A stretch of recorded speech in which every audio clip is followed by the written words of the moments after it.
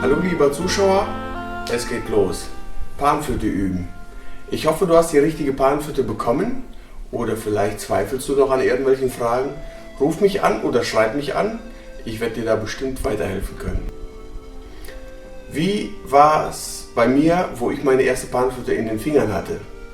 Mir sagte man ganz einfach, hier unten nimmst du die wie eine Pistole und hier oben so wie es dir gefällt und du musst üben. Das habe ich auch gemacht. Auf der Frankfurter Messe habe ich mal Panflöten ausgestellt und das hat mir sehr gut gefallen. Einer sagte, scheiß aufs Üben, ich wollte nur spielen. Das war ja auch ungefähr so bei mir.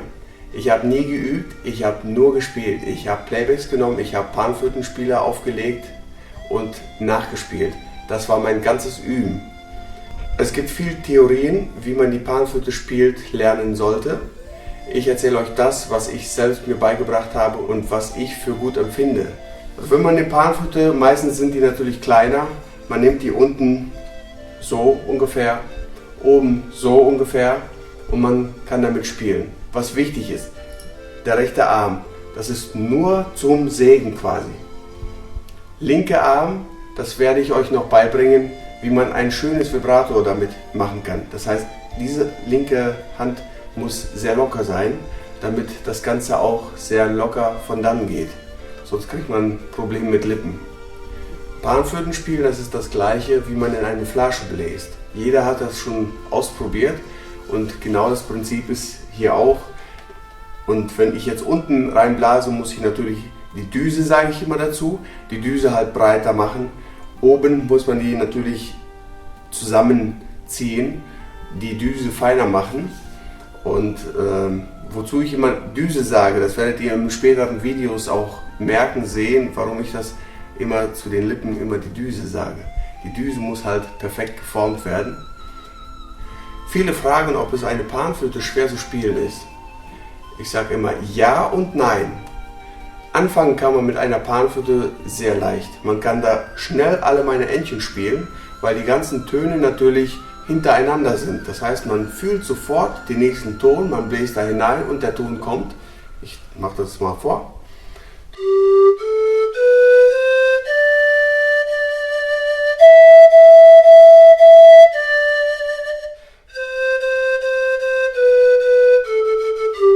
Und so weiter und so fort. Das ist das kleinste Problem. Das große Problem entsteht, wenn man anfängt, die Sprünge zu machen. Umso größer die Sprünge natürlich, umso härter die Arbeit wird. Und so habe ich auch stundenlang verbracht, um diese Töne zu treffen.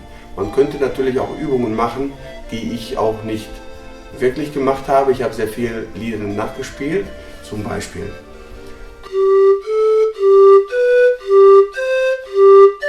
Und so weiter und so fort. Also die Sprünge werden immer größer. Was auch sehr wichtig ist, wenn man das Gehirn ausschaltet, wo jetzt die Sprünge sind, und zwar dann nicht darüber überlegt, schaffe ich das oder schaffe ich nicht. Ich habe oft Angst vor bestimmten Liedern, wo die großen Sprünge sind, auf einem Auftritt zum Beispiel, dass ich diesen Ton versemmle. Und das ist wichtig, wenn ich diesen Gedanke ausblende. Ich darf nicht dran denken, ich schaffe das nicht oder hoffentlich schaffe ich das. Ich muss mir da immer sehr bewusst dran gehen. Zum Beispiel ein Dartspieler. Er nimmt das Ding und der guckt nur aufs Ziel und schmeißt das. Er überlegt nicht. Fängt dann nur an zu überlegen, schon hat er verloren. Genauso auch einer, der einen Bogen schießt, spannt und schießt sofort. Also er überlegt nicht lange. Und das müssen wir auch üben, damit wir nicht lange überlegen, sondern bewusst auf den richtigen Ton gehen. Ja, und wenn du anfängst zu üben, dann merkst du, oh wei, es wird schwindelig, es dreht sich alles nur, das ist ganz normal. Hatte ich auch, haben alle. Und das geht so nach ein paar Wochen, vielleicht ein paar Monate, wird es sich wieder einspielen. Und dann kann man die Panflöte ganz normal spielen, ohne dass es schwindelig wird. Natürlich verbraucht man sehr viel Luft und so tiefer, umso schlimmer wird das Ganze. Da würde ich jetzt auch noch nicht darauf achten, wie ich atme. Einfach drauf losspielen.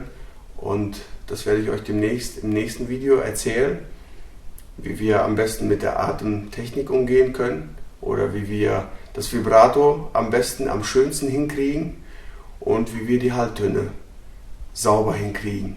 Bis demnächst.